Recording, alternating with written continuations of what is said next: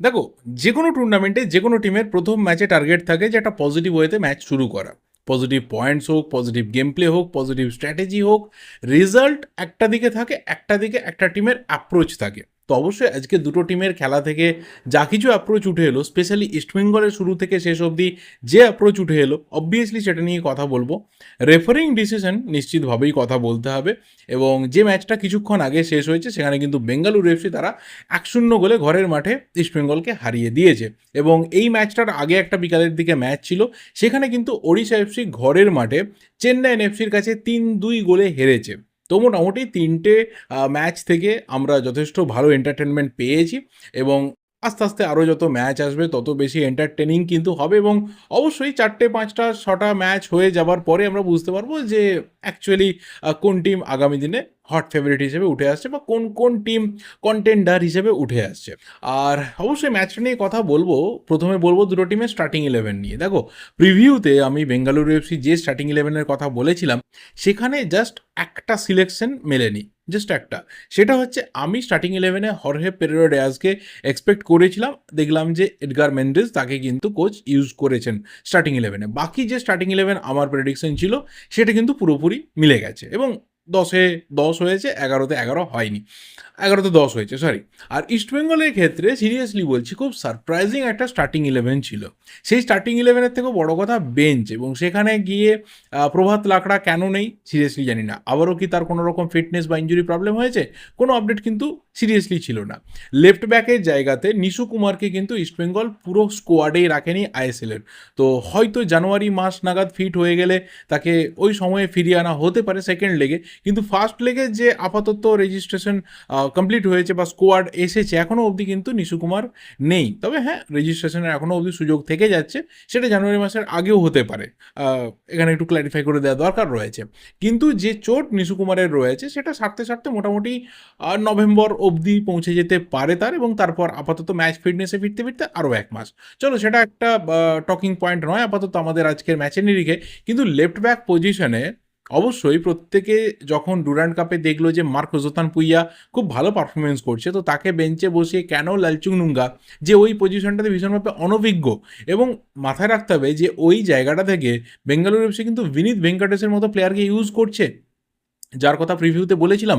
Durand কাপে একটা অসাধারণ উত্থান হয়েছিল, তাকে আমরা বড় টিমের এগেনস্টে গোল করতে দেখেছিলাম, আজকেও তাকে একটা ব্রিলিয়েন্ট গোল করতে দেখেছি।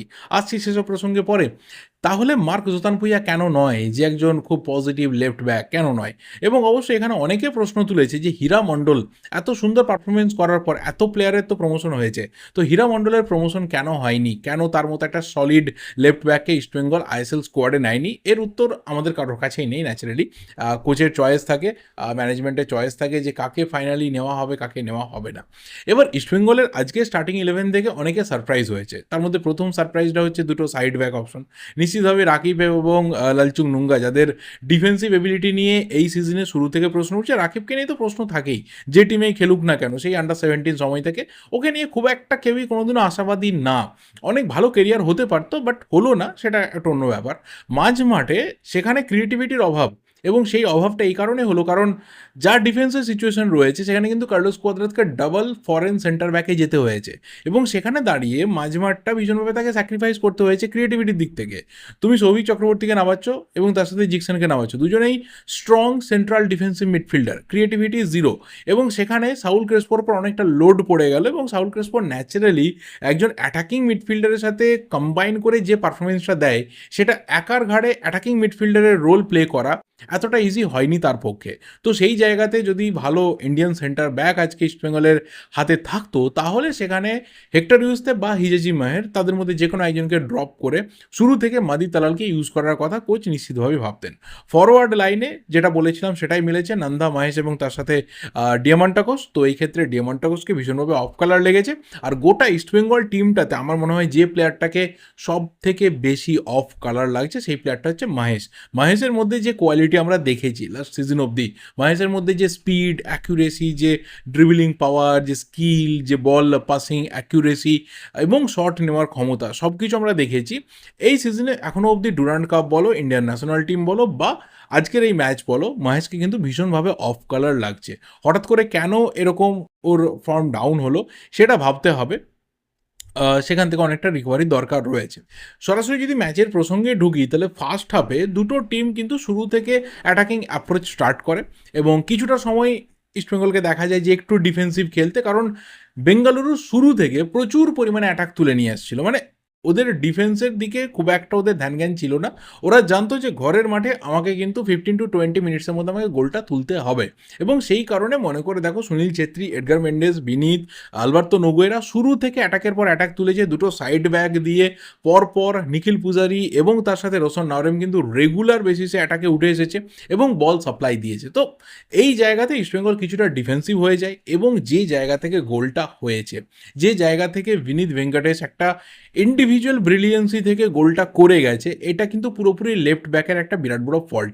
কারণ না কোনো ওকে কভার করেছে, না বলটা নেওয়ার পর কোনোভাবে ওকে গার্ড করার চেষ্টা করেছে, না ওই জায়গাতে সিল্ড করেছে, না একটা ট্যাকেলে গেছে। না চলে ওখানে ট্যাকেলে যাওয়া মানে হয়তো পেনাল্টি হয়ে যেতে পারতো। চলো, বিনীত ভেঙ্কটেশের কথা প্রিভিউতে বলেছিলাম যে এই প্লেয়ারটার একটা দারুণ উত্থান হয়েছে ডুরান্ড কাপে, একে চোখে চোখে রাখতে হবে, এবং সেই প্লেয়ারটাই কিন্তু গোল করে পুরো ম্যাচের অ্যাকচুয়াল যে রং সেই রংটা প্রলেপ করে দিয়ে চলে গেল এবং ফাইনালি ম্যান অফ দ্য ম্যাচের পুরস্কারটাও কিন্তু নিয়ে গেছে সম্ভবত, আমি জানি না।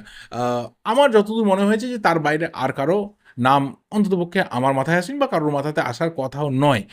গেম চেঞ্জার, রীতিমতো গেম চেঞ্জার হয়েছে, এবং বেঙ্গালুরু এফসি জার্সিতে সব থেকে কম বয়সী প্লেয়ার 19 বছর 45 দিন বয়সে কিন্তু বিনীত ভেঙ্কটেশ গোল করে চলে গেল আইএসএলের একদম তার কেরিয়ারের প্রথম ম্যাচে। এবার এই জায়গাটা থেকে যখন ইস্টবেঙ্গল ফ্যানরা ভীষণভাবে চাইছিল যে টিম এবার ঘুরে দাঁড়াবে, টিম অনেক বেশি করে অ্যাটাকে লোক বাড়াবে, টিম অনেক বেশি করে ফার্স্ট হাফে ইকুয়ালাইজার খোঁজার চেষ্টা হয়েছে, বল অনেক বেশি পজিশন ইস্টবেঙ্গলে ছিল, অনেক বেশি পাস ইস্টবেঙ্গল খেলেছে, অনেক বেশি টাচ ইস্টবেঙ্গল নিয়েছে, অনেক বেশি শর্টস ইস্টবেঙ্গল নিয়েছে, অফ টার্গেট অন টার্গেট সব জায়গাতে ইস্টবেঙ্গল বেশি নিয়েছে, কিন্তু তারপরে গোলটা এলো না। এখানে সব থেকে বড় যে রিজনটা, যে বারবার করে দেখা গেছে যে ইন্ডিভিজুয়াল ট্যালেন্ট দেখানোর একটা চেষ্টা হয়েছে। আমি জানি যে এই পার্টিকুলার ওয়ার্ডটাতে কারো এখানে খারাপ লাগতে পারে, but I am sorry to say, একটা টিম যখন টিম গেম খেলে কিছু আর্ন করার চেষ্টা করে তখন সেই জিনিসটা পরিষ্কারভাবে বুঝতে পারা যায়। ঠিক একইভাবে যখন একটা টিমের বিভিন্ন প্লেয়ার ইন্ডিভিজুয়াল ট্যালেন্টটাকে শো করতে চাই যে দেখো আমি ভাই বেস্ট, আমি এখান থেকে যা করব তাই হয়তো হয়ে যাবে, এটা বারবার করে না অনেক প্লেয়ার শো করেছে।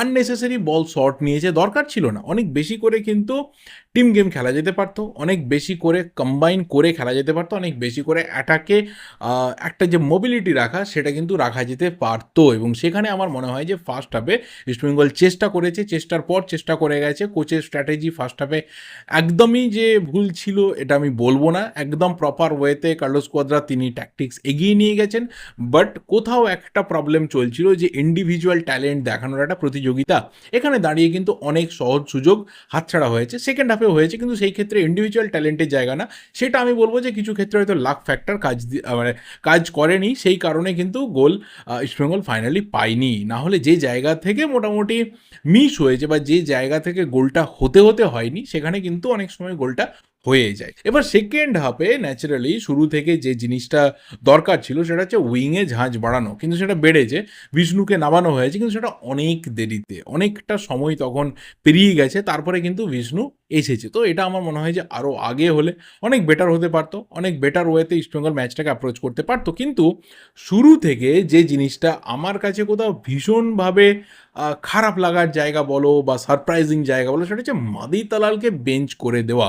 মাদি তালালকে তুমি যখন বেঞ্চ করছো দ্যাট মিনস তুমি তোমার ক্রিয়েটিভিটিকে বেঞ্চ করছো। হ্যাঁ, মাদি তালাল ইনজিওর্ড হয়েছিল, মাদি তালাল রিকভারি সেশন কাটিয়ে এসেছে, মাদি তালাল ফিট হয়ে উঠছে, কিন্তু প্লেয়ারটা ফিট রয়েছে। তাকে যতটুকু মাঠে আমরা দেখলাম খুব কম সময়, কিন্তু প্লেয়ারটা ফিট রয়েছে।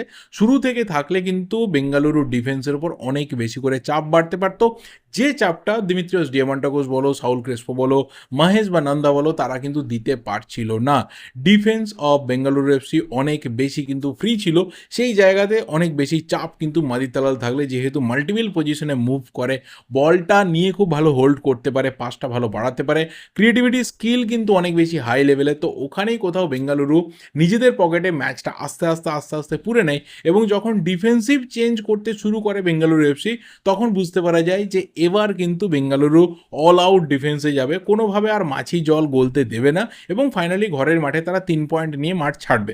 দেখো, কিছু ব্যাপার তো রয়েছে, ইস্টবেঙ্গল কোচের ডিসিশন বা স্ট্র্যাটেজি বা চেঞ্জ নিয়ে প্রশ্ন উঠবে, কিন্তু আমার মনে হয় যে that's too early to say. কারণ এখনই কোচ পরিবর্তন করতে হবে, যেটা ডুরান্ড কাপ থেকে শুরু হয়ে গেছিলো, যে অনেক হয়েছে, এবার কার্লোস কোয়াদ্রাতের বদলে কাউকে নিয়ে আসা হোক। আমার মনে হয় যে এই আলোচনার সিরিয়াসলি কোনো দরকার নেই। সেই দিনও বলেছিলাম, এখনও বলছি। তবে হ্যাঁ, এটা মাথায় রাখতে হবে যে ডিসেম্বর অবধি কিন্তু কার্লোস কোয়াদ্রাতের পরীক্ষা অনেক কঠিন রয়েছে, কারণ তার হাতে এই টিমটা রয়েছে। আনোয়ার আলীর প্রসঙ্গ যদি মিটেও যায়, তাহলে ম্যাক্সিমাম আনোয়ার আলী যোগ দিচ্ছে, বাকি পুরো টিম কিন্তু এটাই রয়েছে, এর বেশি আর কিছু কিন্তু অ্যাডিশন হবে না।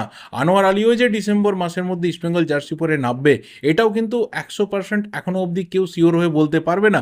পুরো ব্যাপারটা পেন্ডিং কেস রয়েছে। তো এটা পুরো টিম ম্যাক্সিমাম আমি বলছি আনোয়ার আলী +1 হবে, তার বাইরে আর কিছু না। মানে আর এক্সট্রা +1 হওয়ার কোনো জায়গা নেই। হ্যাঁ, রিজার্ভ থেকে কাউকে নিয়ে আসা যেতে পারে, সেই ক্ষেত্রে ডিফেন্স বলো, মাঝমাঠ বলো, ফরওয়ার্ড বলো, সবটাই তুমি কম্প্যাক্ট করতে পারবে, কিন্তু বাকি আরও বেটার কোনো প্লেয়ার বাইরে থেকে নিয়ে আসার সম্ভাবনা কিন্তু নেই। এই টিম নিয়ে ডিসেম্বর অবধি এগোতে হবে, এবং এখান থেকে দাঁড়িয়ে তাকে কিন্তু স্ট্র্যাটেজির দিক থেকে, ট্যাকটিক্সের দিক থেকে এবং ফরমেশন বিল্ড আপের দিক থেকে অনেকটা কাজ কার্লোস কোয়াদ্রাতকে করতে হবে, যেটা করতে তিনি বারবার করে ফেল করে যাচ্ছেন, যেটা পুরোপুরি এক্সপোজড হয়ে গেছিল ডুরান্ড কাপে শিলং লাজংয়ের এগেনস্ট ইস্টবেঙ্গলের হারের দিনকে।